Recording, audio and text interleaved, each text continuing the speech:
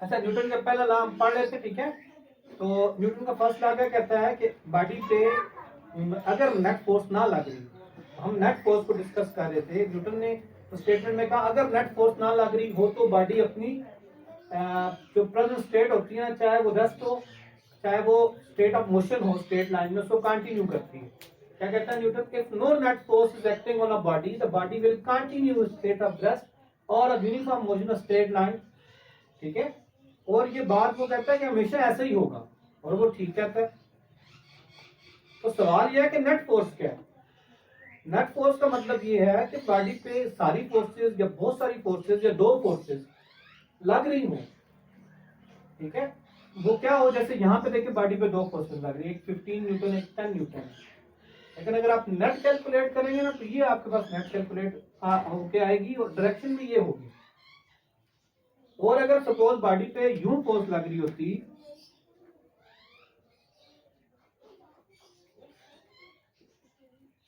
फिर हम head to tell rule के जरिए ये काम करते हैं, ठीक है। हेड टू टेल रूल क्या कहता है, इंशाल्लाह आगे बढ़ेंगे, ठीक है। वहां से हम सम करके निकालेंगे बॉडी जो है वो किस डायरेक्शन में मूव करेगी। लेकिन बहरहाल बॉडी हमेशा उसी डायरेक्शन में मूव करती है जिस तरफ आप कह रहे ज्यादा फोर्स करते हैं। ये ऐसे ही है जैसे दो बंदे रस्सी को इस तरफ से खींच रहे हैं, 20 न्यूटन टोटल, उस तरफ एक बंदा खींच रहा है, उसकी 10 न्यूटन है, रस्सी इस तरफ मूव करेगी लेकिन 10 न्यूटन के साथ। आप देखिए, आप नॉर्मल जिंदगी में चलते हैं ना, जैसे यहाँ चल रहे हैं आप बड़ी आसानी से चल लेते हैं, सामने से जो एयर फ्रिक्शन लग रही है वो ना होने के बराबर है, हमने शायद कभी उसका सोचा भी नहीं है।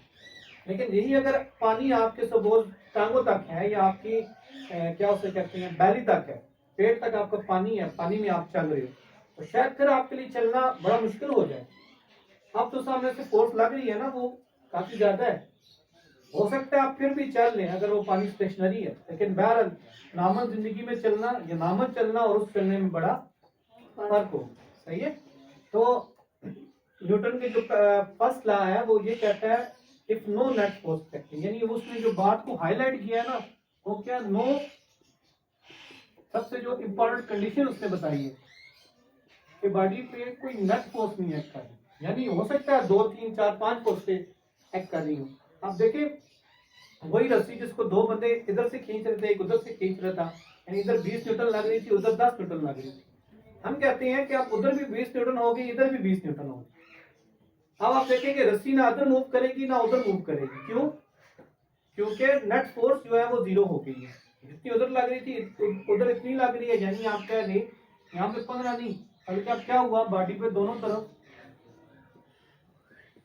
10-10 फोर्स लगना शुरू। अब क्या होगा, बॉडी किसी डायरेक्शन में मूव नहीं करेगी, फिर बॉडी इक्विलिब्रियम में रहेगी या अपनी कंडीशन को कंटिन्यू करेगी। अगर ये रेस्ट पे थी तो रेस्ट पे रहेगी, अगर ये मूव कर रही थी स्ट्रेट लाइन में तो मूव करती रहेगी उसी स्पीड या वेलोसिटी के साथ, सही है।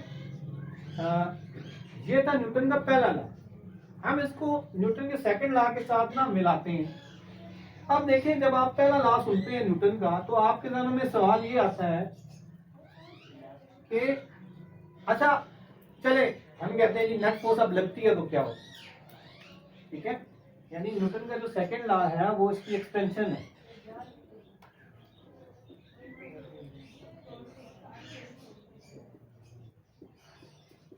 वो क्या कहता है, अगर किसी बॉडी पे नेट फोर्स एक्ट करती है तो फिर क्या होगा, फिर ये होगा कि बॉडी पे जो है ना वो तब्दीली आएगी।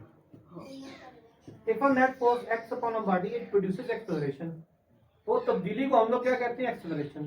तो एक्सेलरेशन का हमेशा मतलब क्या होता है, तब्दीली। और अगर किसी बॉडी में एक्सेलरेशन पैदा हो रही है तो आप समझ जाएं बॉडी पे कोई नेट फोर्स लग रही है।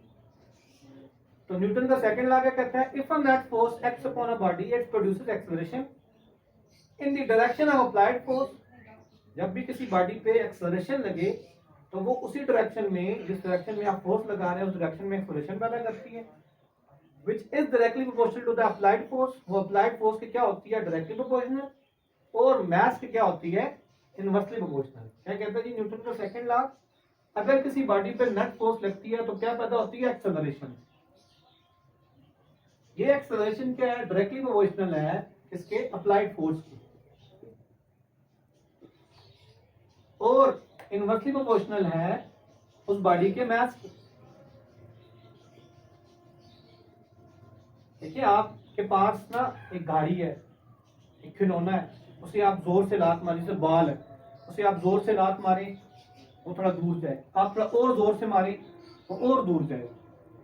ठीक है, आप किसी शय को उठा रहे हैं, उठा के फेंकते हैं, पत्थर फेंक रहे हैं, आप जितनी ज्यादा फोर्स लगाते हैं बॉडी उतनी ज्यादा दूर जाती है।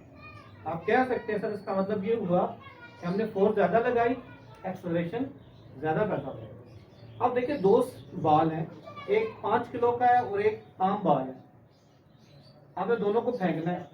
आप जो कम मैस वाला है ना उसको तो हो सकता है दूर फेंक दें, लेकिन वो जो ज्यादा मैस वाला है ना जिसका इनर्शिया ज्यादा है उसमें आप चेंज इतनी आसानी से नहीं ला सकते। उसमें फिर क्या होता है, आपको ज्यादा फोर्स लगानी पड़ेगी, अगर वही फोर्स लगा रहे हैं तो फिर उसमें एक्सेलरेशन कम पैदा होगा।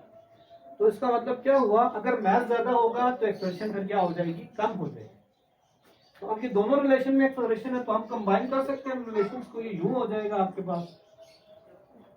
अब ना जब भी प्रोपोर्शनल का निशान हटता है तो आपके पास क्या लगता है जी, इक्वल लगता है और कांस्टेंट लगता है। इस केस में ये कांस्टेंट जो है ना कि हम लोगों ने सिस्टम ट्रांजैक्शन में लिया 1, a is equal to f by m आ गया, f इज इक्वल टू, आप क्या लगे, देखिए m इधर डिवाइड हो रहा है, उधर जाके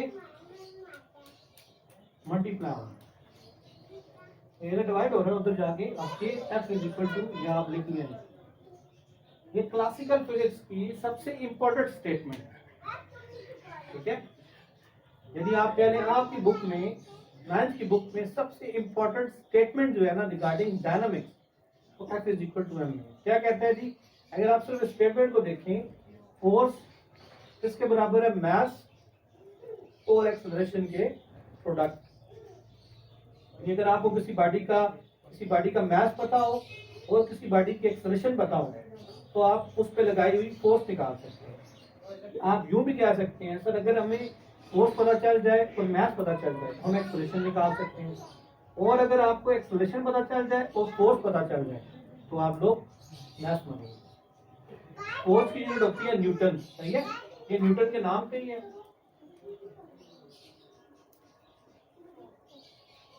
और न्यूटन है, न्यूटन को हमेशा हम वो यूनिट जो किसी साइंटिस्ट के नाम पे होती है ना उन्हें कैपिटल से जाहिर करते हैं, एन से कैपिटल। और अगर इसका मतलब ये न्यूटन की अगर आपको कोई डेफिनेशन पूछे तो क्या है कि अगर किसी बॉडी पे 1 किलोग्राम बॉडी पे 1 मीटर पर सेकंड स्क्वायर की एक्सेलरेशन पैदा हो रही है तो उस पे 1 न्यूटन फोर्स लग रही है।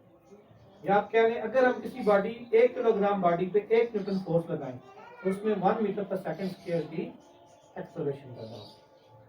ये थे हमारे पास दोनों लॉज, न्यूटन का पहला लॉ, इसके बाद न्यूटन का सेकंड लॉ। Thank you.